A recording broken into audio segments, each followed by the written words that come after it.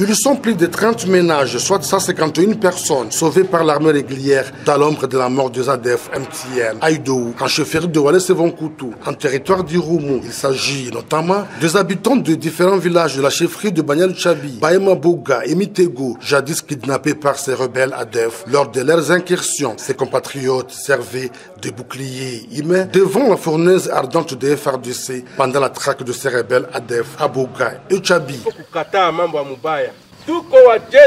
Je vous invite de barrer la route à l'ennemi. Nous sommes une armée républicaine.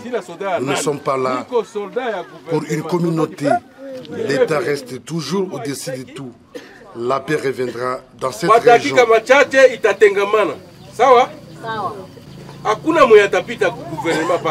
Ces otages libérés par l'armée sont ramenés dans leurs villages respectifs à Malaya, Boussiyo et à Malimbongo. Le chef de Malimbongo salue les efforts consentis par les FARDC dans cette région.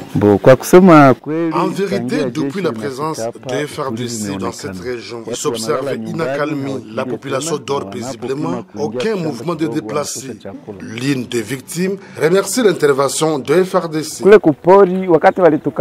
Lorsqu'on nous a pris en brousse, les soucis ultime de ces ADF était de nous enrôler dans leur mouvement. Sous la puissance des feux de FRDC contre ces rebelles ougandais, nous étions obligés de fuir et accueillis par le FRDC.